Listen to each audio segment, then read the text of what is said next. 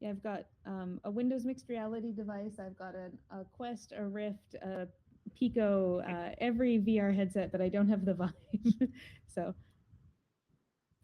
I think it's similar to Windows mixed reality, though.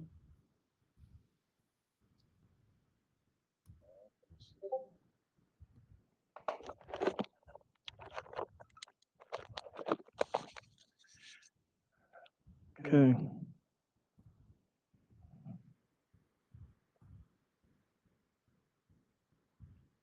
Hi, Roland. Hey there, how you doing? Good. Can you hear me?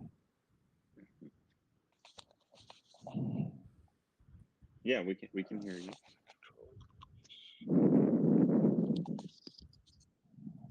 Thanks for inviting me back, Thomas. It's nice to see everyone.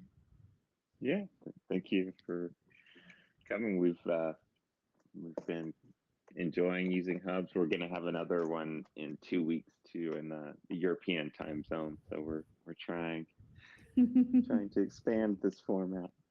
And for me, it'll be nighttime in Japan. It's morning. It's right really now. nice to see familiar, like not faces, but familiar names and know who a bunch of people are in the room too. Seeing as, you know, it's very isolating this point in time. So. Yeah. It is my avatar. Yeah, Roland, your avatar is quite cool. I like that. Yeah, it's just a Ready Player Me avatar that was the whole 3D. Actually, I'm going to put mine on as well, so you folks know a little bit more like what I look like, although it's still a very generous interpretation. Yeah. Oh, that's cool. I'm going to build one for myself. It's not the product hunt version, right? Which one is that? No, this one's readyplayer.me. Okay. So that's the link to create one. It's not a Mozilla product. It's like a company called UofT that has made them. And so it's like automated based on your photo. Just so you know too, like we did inquire as to what their like data policies are for uploading images. And they said that unless you select the consent button to let them share your data, then they delete them from their server within a few days. However, I don't know for a fact. So anyways, they just recently launched this, so some of the things are pretty cool. So when you they give you the GLB file after you upload the picture. Okay. Yeah. Cool. They have quite a limited assortment of options. So the glasses, do I wear glasses right now?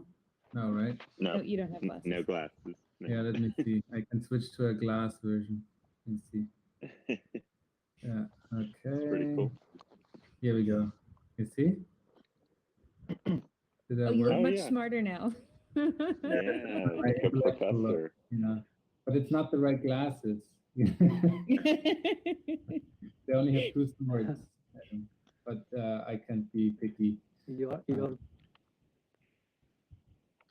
So for folks joining, we're gonna get started in a few minutes. But if you had any questions or need help getting your experience in Hub set up, let us know in the chat or through talking. But we're gonna get that presentation started in just a few minutes.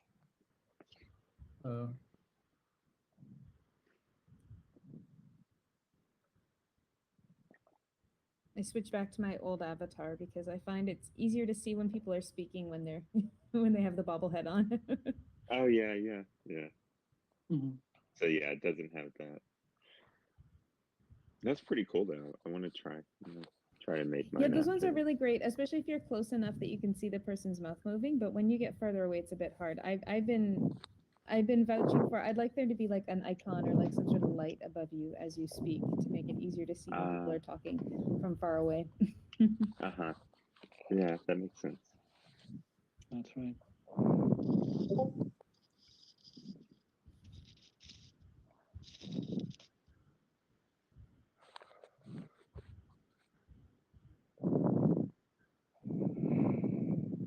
Oh, Elgin, I remember there was someone that wanted to do a research or like a questionnaire with me or something from Mozilla, right? Oh yeah, did they ever reach out to you? I have to go back. I haven't had the chance to really dig deep, but if it's in my emails, you can tell them I didn't ignore their emails. I Okay. just was slammed. But I'm not sure if they've moved forward with emailing people yet. I know that they were looking to, but I don't know. I sent them the contact information, I think like 10 days ago or something like that, but I know that it's moving a little slowly. So thank you for mentioning that. No, it's on my radar.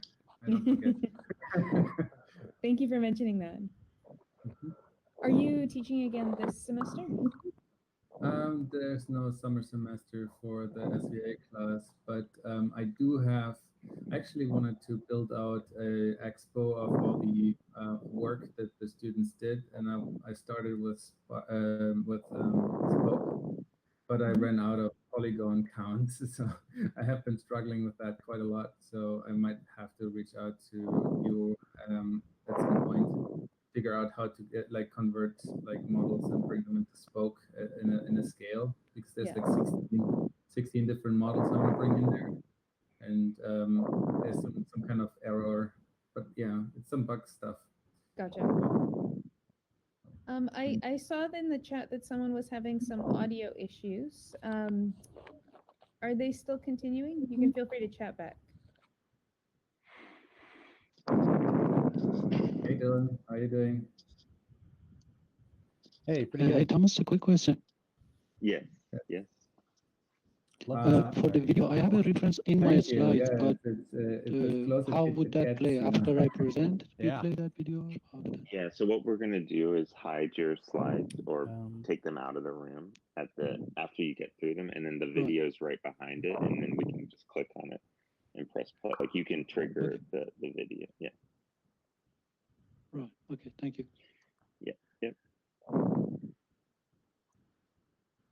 So welcome everyone. I think I'm gonna invite Elgin from Mozilla Hubs to come up and sort of kick off this Accessibility VR meeting today and just give you some information about what Mozilla Hubs has been doing and some tips on enjoying this meetup. Thank you. Thanks. So I'm hearing some feedback here that the sound is a little muffled for some folks in here. This could be caused by the room itself. It's a little bit high quality. Plus, there's quite a few people in this space. So, Thomas, if you wanted to, I know it's really cozy in this room, but if you wanted to switch to another more empty environment, it might be a little bit more performant, but otherwise I think people can also watch from YouTube as well, correct? Yes, we do have a YouTube live stream of the event, which I can put into the chat. Yeah, maybe you could do that, because the sound is good for me, but on lower end devices, or lower powered rather, so like mobile phones, for example, the audio for sure might end up a little bit choppy in here, just because this room itself is quite high detailed. Anyways, I'll just give a very quick introduction. My name is Elgin. I'm the community manager for Hubs, and I just wanted to express on behalf of my whole team how excited we are that you folks are in this space, trying it out and giving us really amazing feedback. I know that Thomas, as well as a number of other people in the room, have given us a lot of feedback about things that we can improve inside of Hubs. And this is really, really valuable information. That's a really good tip. I'll just mention that now. If you point your cursor at me or whoever's speaking and press the space bar, a volume button will appear above my head. And so you can increase that, and that only increases it for your computer, so you don't have to worry about if you turn someone down really quiet. They'll still be, they can still be heard by the other people in the space. So yeah, if you point your cursor at me and press spacebar, you should get volume controls.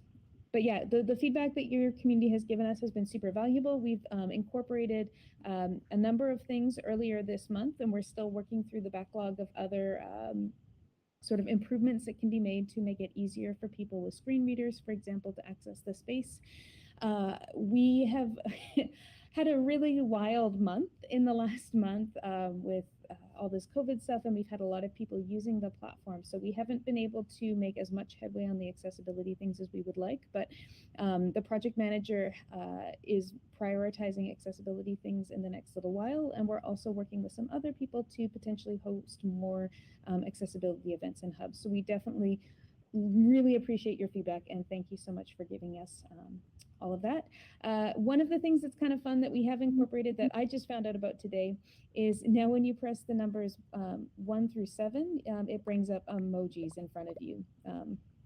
So that used to be only accessible by pressing space and then finding them at the bottom of your screen and then pressing the emoji, but now you can get a shortcut using numbers 1 through 7 on your keyboard. So that is all that I have to say. Thomas, is there anything else that you'd like me to introduce or talk about the platform at all? Maybe just one more time the how to do the sound controls on Yeah, people. for sure. For sure. So just to reiterate too, in case the sound is too quiet coming from someone, you can just point your cursor at that person and press either the space bar or the tab key also works. And then above their head, there'll be a plus and a minus, which will control their volume. And so you can turn up the audio that way. If you find that the audio is a little choppy, this is also being live streamed to YouTube, so you can watch it from there. And the audio quality might be a little bit better if you're on a lower powered device. Great. Does anyone else here have any questions for Elgin? It's really great to have you here today. So if anyone does have any questions, feel free to ask in the chat or turn your mic on.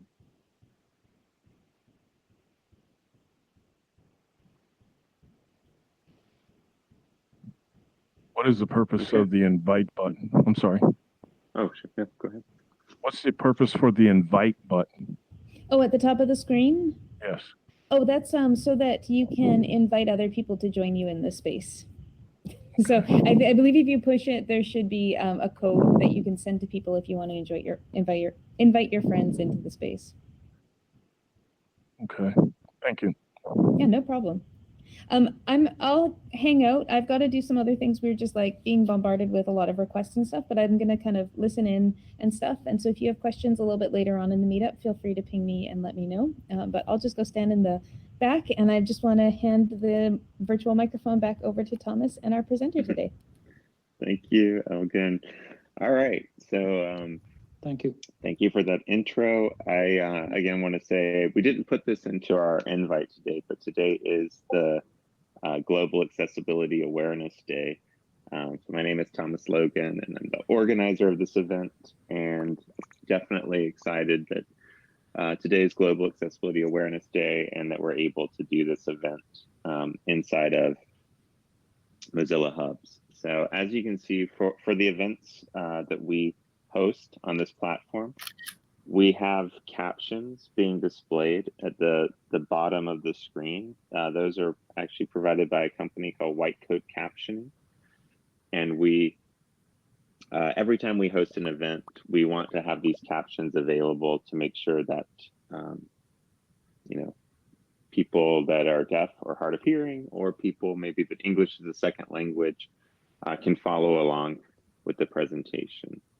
We also stream this presentation to YouTube, which was also mentioned. And so we acknowledge Jolly McPhee from the Internet Society of New York for being able to set that up and have that available. And so this is something that for accessibility also we believe is a great inclusive piece is that people can join or watch just from a live stream URL if they're not able to come into the event itself.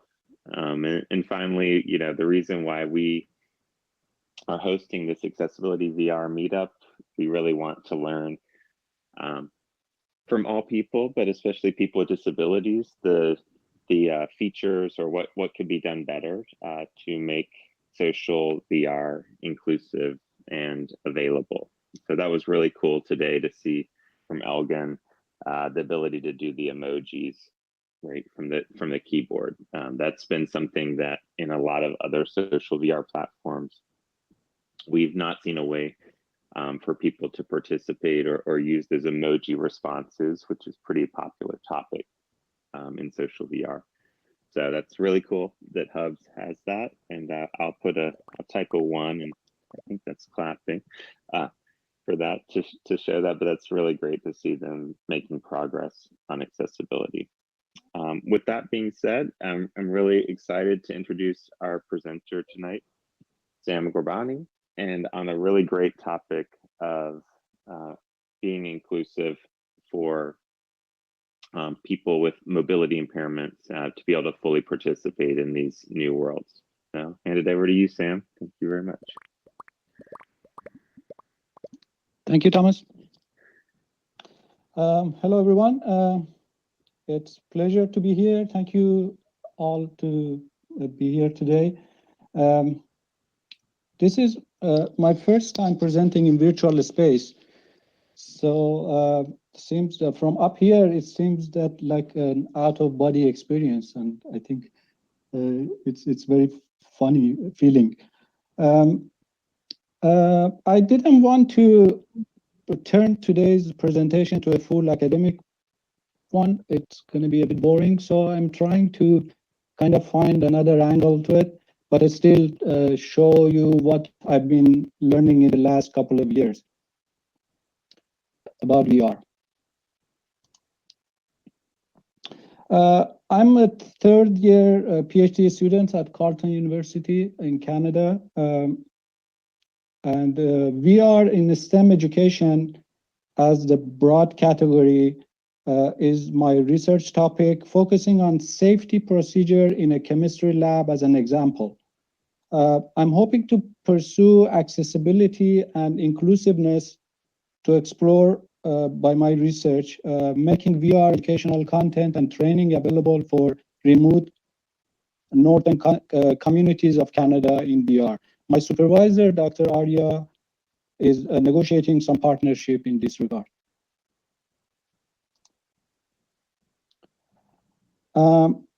Today I'll be talking about my recent experiment that came out of a school course on VR. I took this course last term, and it involves exploring interactions in VR. By VR, I'm specifically talking about real-time immersive VR or IVR, and not 360-degree videos that we normally see.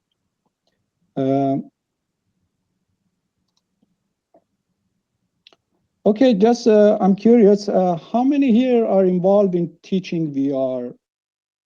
Any person? Any audience member? What about developers or designers? Oh, I can see one hand. I'm a developer. I don't know how to raise my hand. Right, I just saw that. Thank you. Any designer, content designer in VR? Right, same.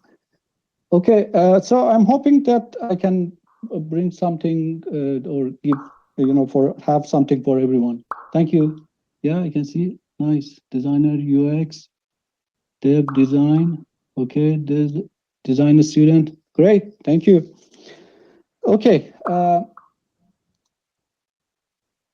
How I structured today's presentation around these couple of questions. What was done for this particular topic?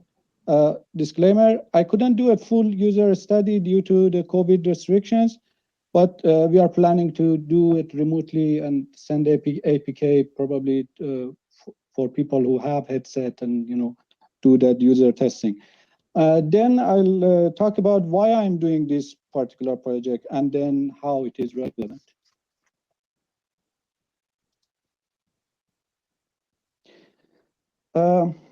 As a part of the course's recommended reading, I came across this paper called The Eyes Don't Have It, an empirical comparison of head-based and eye-based selection in virtual reality by Yuan Qian and Dr. Robert J. Theater, who happened to be my professor for this VR course.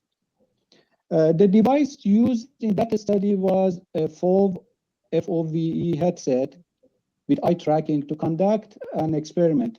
The result indicated that eye-only selection offered the worst performance in terms of error rate, selection times, and throughput. While head-only selection offered significantly better performance. They use Fitts law and ISO 9241-9 standard to do the experiment. And I quote, the author said, we found that head-only selection offered the fastest selection times and the best accuracy. I will explain what refer to selection time and whatnot.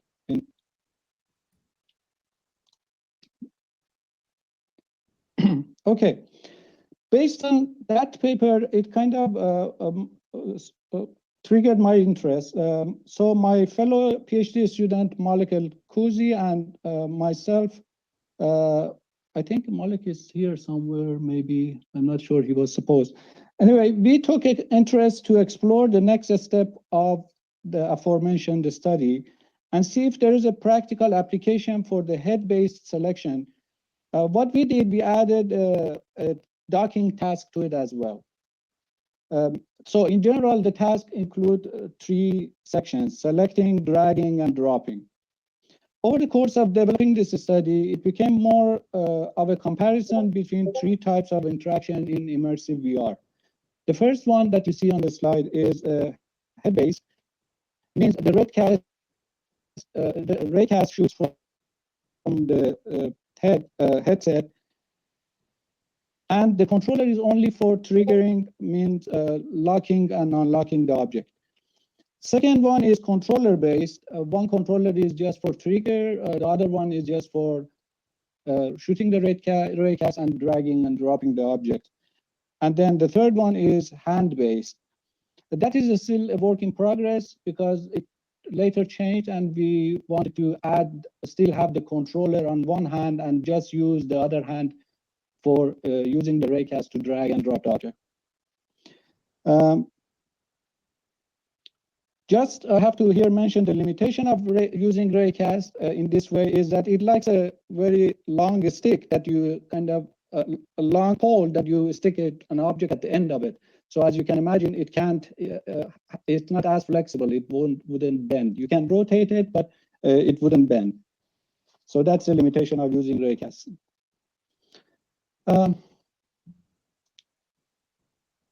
So the next topic I'm going to talk is why I'm doing it, specifically exploring this area. Motivation is a big part of what we do, isn't it?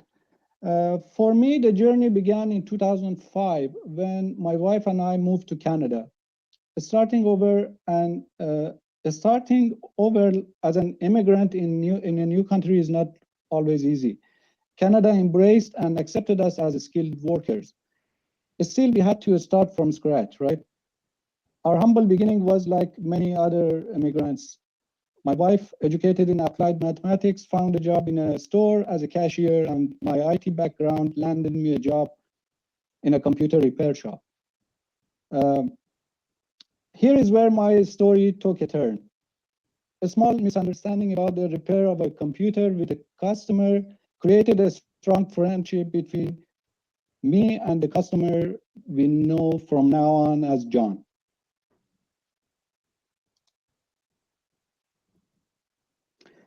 I always say we had many firsts, John and I and my wife, pun intended.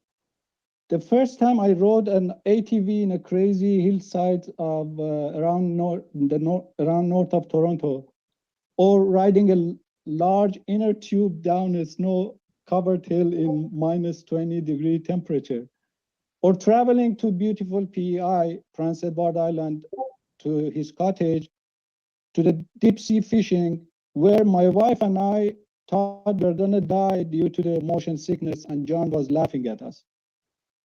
Not to mention the first time eating fudge during our trip to Niagara Falls. I was high on sugar for hours like a 5-year-old kid. Even got us our first cat, beautiful Sheila, is still with us after 14, 15 years. He also taught my wife kayaking or canoeing. I really don't know the difference and don't care, as I'm not an outdoorsy person. This is a picture of my wife that took from him during one of their air quote adventure on the Grand River. I even had my first ER visit in Canada with John, and trust me, there is a funny story behind it. Ask me about it at the end if you are interested to hear. By the way, I should give a shout out to our healthcare professionals and frontline workers dealing with the pandemic situation now.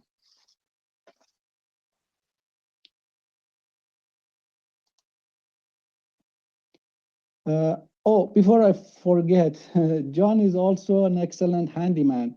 With some limited help, he has built this shed and the whole ramp at his house. The only thing I've ever built was a bathroom stool, and it fell apart when I sat on it. John for sure doesn't make me look good in front of my wife when it comes to building stuff. I can go forever about what John can do. But why I'm telling you all this? Well, because John has a rare progressive disease that impacts his health. It changes the shape of his bones, especially fingers and toes. Every few years, he has to go through a surgery to reshape them. I don't want to be more graphic about it, but it's not easy, as you can imagine. Good thing is, John still can walk with a little, with the help of a cane, but that possibility is decreasing day by day. So he mostly uses electric scooter to get around. Beside everyday challenges he is facing around the physical world, such as stairs with no ramps or accessibility door buttons that are out of reach, he has to deal with digital challenges as well. John has always been a good computer gamer, but until now he couldn't use a VR because of the interaction devices, the input devices. As you know, the forms of input devices in VR is just one example of such digital challenges he and probably many other users face. So I just explained this to say that I don't consider John as a person with disability. I believe he is a person with different abilities.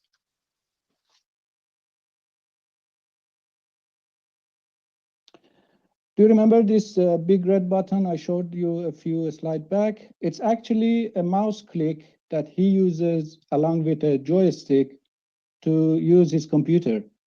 I didn't do a background research about it to know who first came up with this design, but I can bet it must have been long time after the regular mouse we use every day was designed and produced. Like always, the norm seems to be, let's design for normal and able-bodied people, and people with special needs will adapt.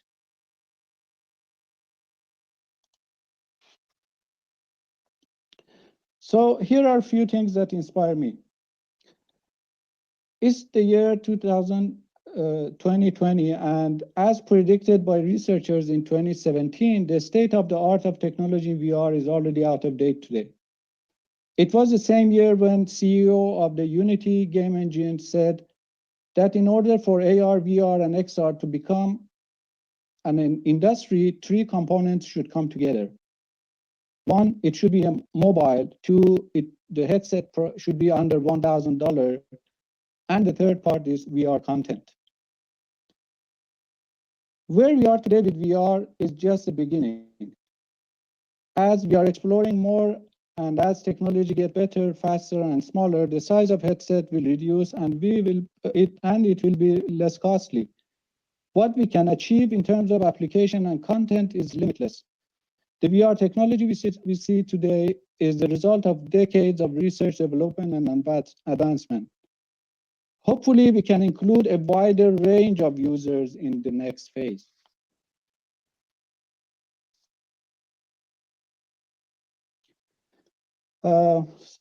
Some of the benefits of AR, VR mentioned in literature include the immersion, interactivity, multisensory, and sense of presence are amongst the characteristics of VR technology often cited as the strongest features of the technology when compared to other forms of media.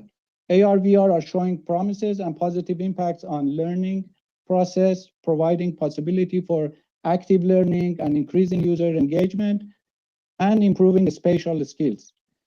The evidence also suggests that immersion in immersive VR increases learning effectiveness, engagement, and learning attitude. The negative outcomes, such as motion sickness, is also highlighted in the literature.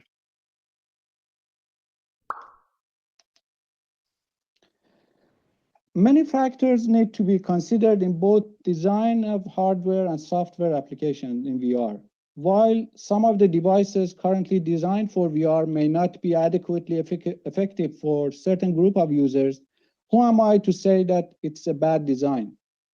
No designers intentionally design a bad product or app or service. The external and internal forces can impact the design, and hey, there's always a deadline to be met. I guess I'm trying to say that the design decisions need to go beyond what is now. We can be more considerate, maybe invest a little more initially to include people with different abilities to be able to use the product and application we make. May not always be possible, but we can and should try harder. I just want to bring a bit of awareness that we, as business owners, designers, developers, everyone who is involved should and could do better in terms of building and designing for accessibility and inclusiveness.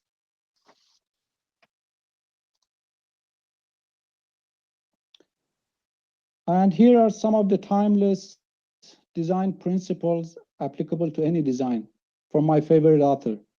It's a self-explanatory. Maybe I can talk about how I use them in another session. And the last, and again, the last word from experience, that is where the video I will play. I'll show you, sorry. Yeah, the last word from experience. If you are developing for mobile immersive VR, be mindful that the first VR experience is extremely important, especially if they are first-time users, as a good or bad impression can form their opinion about IVR. If bad, they may never try it again. So here are a few technical tips. Know the specification and limitation of the platform you are designing for or developing for. Be aware that cyber sickness is real. Use analytics in game engine to achieve the best and optimum frame rate and maintain it. Oculus Quest, for example, it's 72 frames per second, means each frame has to be rendered in 13.13 milliseconds. I got away with 17 to 24, but be very careful. Use compression, use mesh combine, and every trick possible to avoid latency. Avoid using large textures. Immersion in IVR can occur despite of unrealistic environment, and that is based on the studies. So you might get away with having a simple solid color instead of a very detailed texture on your 3D objects. Avoid using shadows and reflective materials and textures.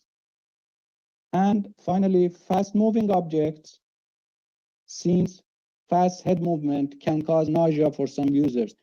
Use alternative methods. Walking is always preferred in VR, but may not be possible. Don't make decisions for users where the speed changes violently. There are many lists of best practices around VR, but you have to search and learn what works best in your scenarios. At the end, I have a video of the experiment we did design in Unity just to show you how that head selection and dragging and docking task works. So I'm hoping we can play that one, Thomas. Do you want to do that one now? Okay, let me yeah, yes. Sure. All right, let me move it just slightly forward. This is our first time trying a video in here, guys, so this is exciting. Hold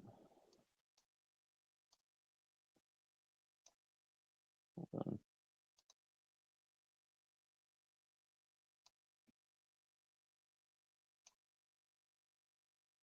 Yeah, we might have to hide this Oh, how do we? Yeah, how we'll do- move it back okay. and then bring it back. Yeah. There you go. Okay, great.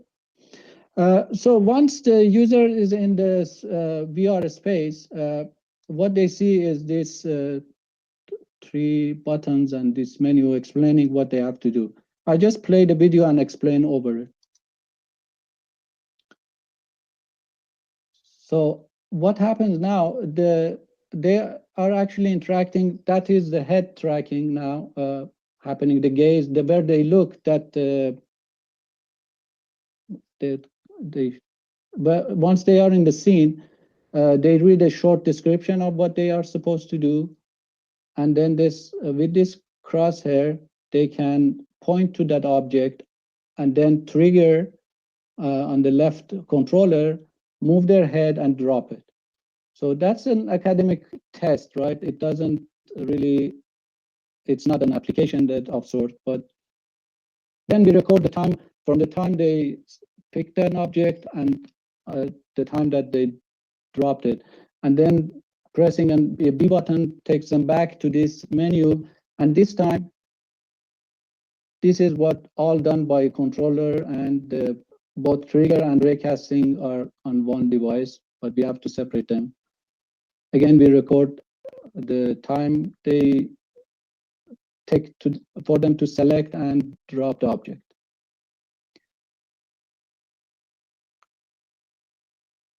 And the last one, which is the work in progress, is actually raycasting by the hand.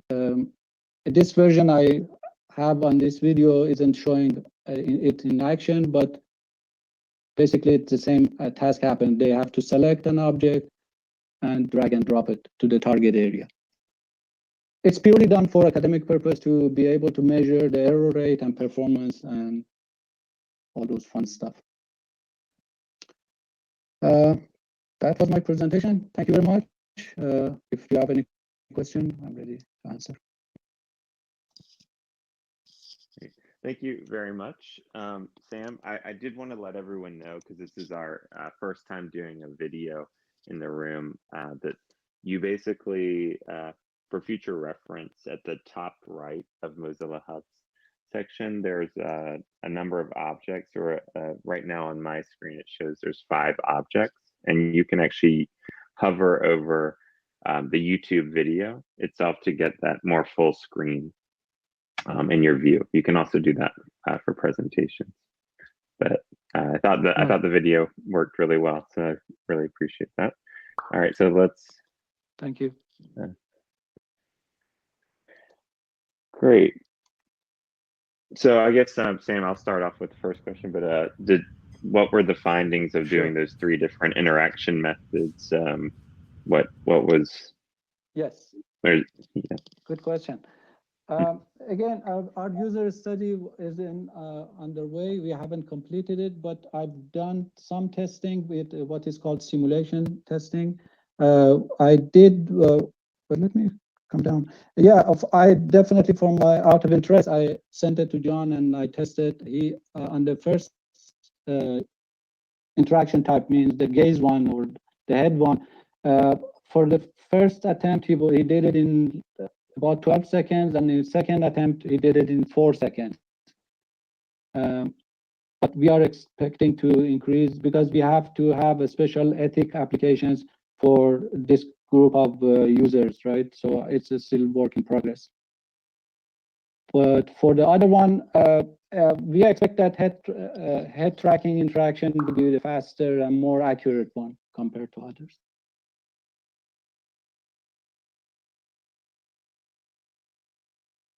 Did I answer your question?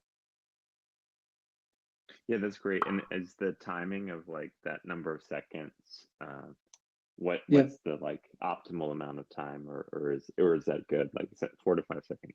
Seems like a good amount of time. Yeah, that is good for that number of.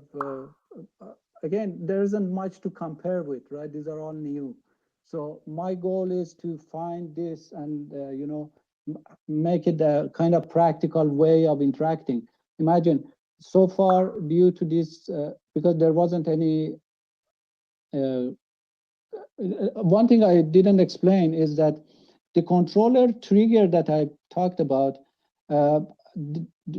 John cannot hold it in his hand. So I created or printed a docking station, and I put this Oculus Quest controller on it. So all he did was pressing it, right? So to kind of make the trigger action. So it just opened a way for him to interact with in VR. And then, of course, he quickly learned that, it was fast. Again, I don't have much to compare it with. So we are hoping to test few other, ways and see what it is. Great, thank you. Okay.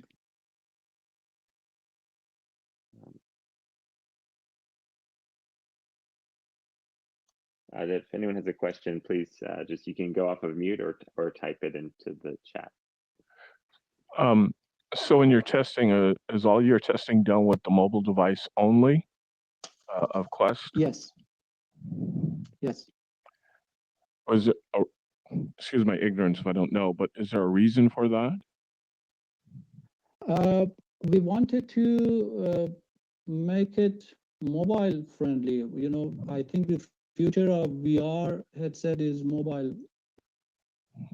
So there's no, for this one, I just wanted to kind of make it more available on the cheaper small device. As Oculus Go is, the cheapest one. So I wanted to test on a platform that doesn't need an expensive computer and Oculus Rift and cables and all those. Okay. Just for the accessibility purpose. Yeah. Yeah, and cost. Yes, of course. Hi, I wanted to ask whether you've tried to use some kind of head-based gesture as a trigger action, for instance, nodding. For instance, something. Sorry, I didn't catch Nodding. it completely. A nodding, Yes. a nodding action to kind of confirm something. We talked about it, but defining that kind of gestures is a bit of challenge. We use Unity, but we use the Oculus integration package SDK.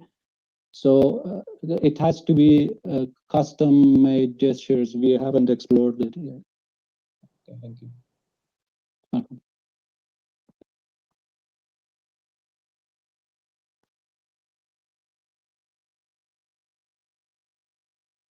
Could you talk a little bit again about, or maybe just go back over what you have to do to the Oculus Quest controller itself to make it easier to use for John, or what the change to the hand controller is?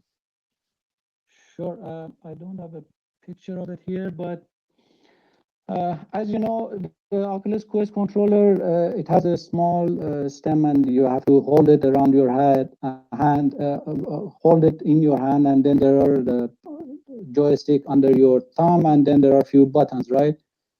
So the way John's fingers kind of are bent, it can't hold it. So what I had to do, I printed a piece that works as a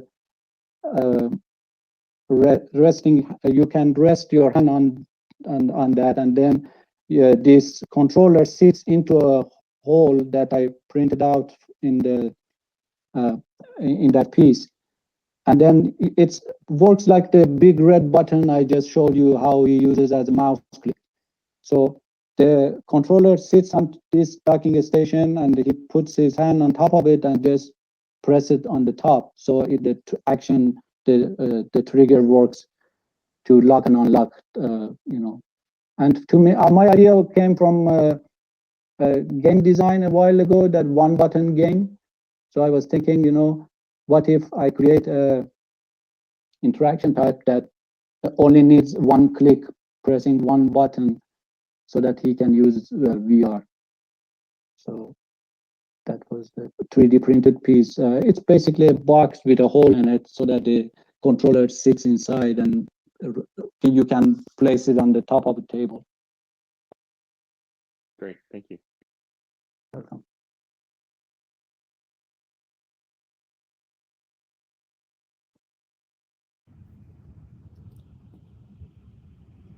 This was a really good presentation. Thank you for sharing it. I was wondering kind of what are your next steps in your research that you're looking at doing? Yes, great question.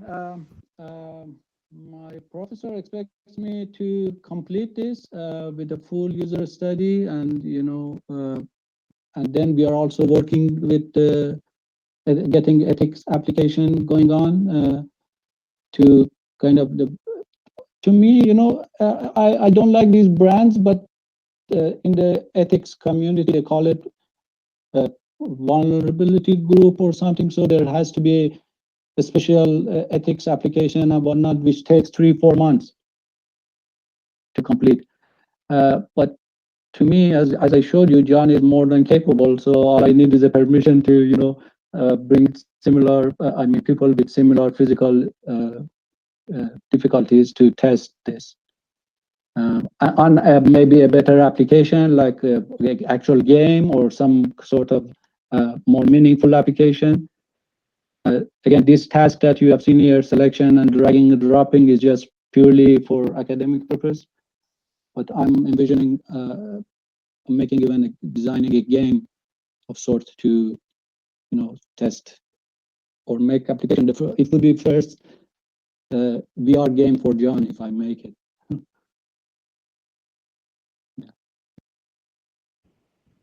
Thank you. Thank you.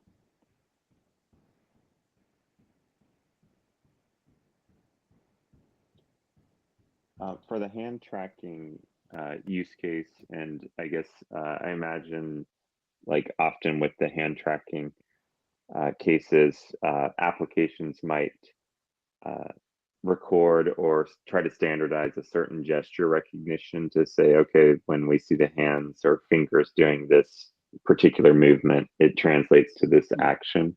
So did you have ideas around, for example, for John's hand interactions for doing certain types of gestures, or is there an idea of like what's a good gesture, what's a bad?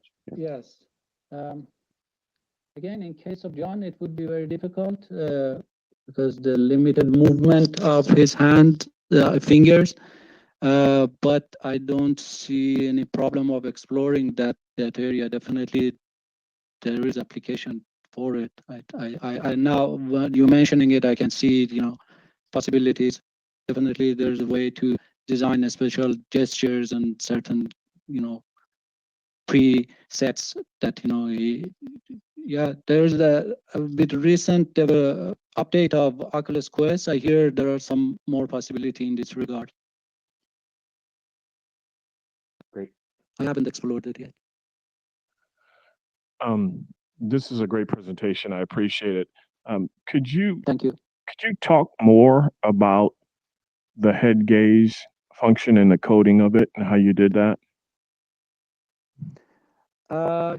Sure. It wasn't really difficult. All you do define a raycast, right? And then I can share you more technical details. But once you do that one, there is a you can define a start or a source area, and then the second object would be your dropping target area, and Okay. you write few lines of codes and connect them together. I can definitely share your. Our idea is to put them on GitHub and share with public once we publish it. Yeah, I would Definitely. love to see that. But yeah, definitely. But hit me with message or email if you are interested. I can definitely share with you. Thank you. No And problem. you're going to post your email someplace, or did I miss it? Yes, I think Thomas on my. Let me share with everyone here. I think, hold on. Yeah, you can put it in the chat if that's all right with you, Yeah. or your Twitter. Yeah. Yeah.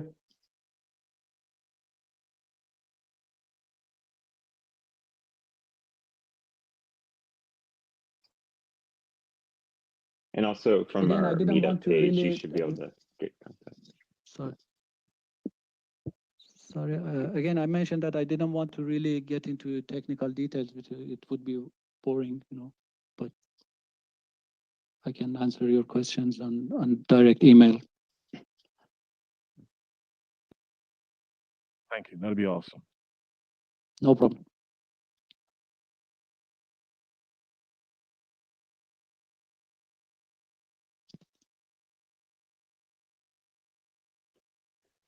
All right, so I think let's all give a hand to Sam. Thank you so much, Sam, for your presentation today and for enlightening us. Thank you for the opportunity. I'm gonna do my emoji here. So Thank you, use everyone. my keyboard shortcut. Yeah, so thanks everyone for coming. We're gonna keep this space. Well, this space will always stay open, but we'll be hanging around to socialize, and you can walk up to folks and get to know them. We want to say thank you again to White Coat Captioning for the captions today. We'll be completing the captioned part of our stream. And we will also say thank you to Jolly McPhee again from the Internet Society of New York for our live stream. And as was asked in the chat, all of our talks are archived on the YouTube channel. So we're going to start having a second monthly meetup that's more aimed for European time zone. And if that time zone doesn't work well for you, but you want to see the presentations that we're having, you can always go to our YouTube channel to get that. So again, I'm Thomas Logan, and happy Global Accessibility Awareness Day. And let's hang out and socialize for a little while. Thank you, everyone.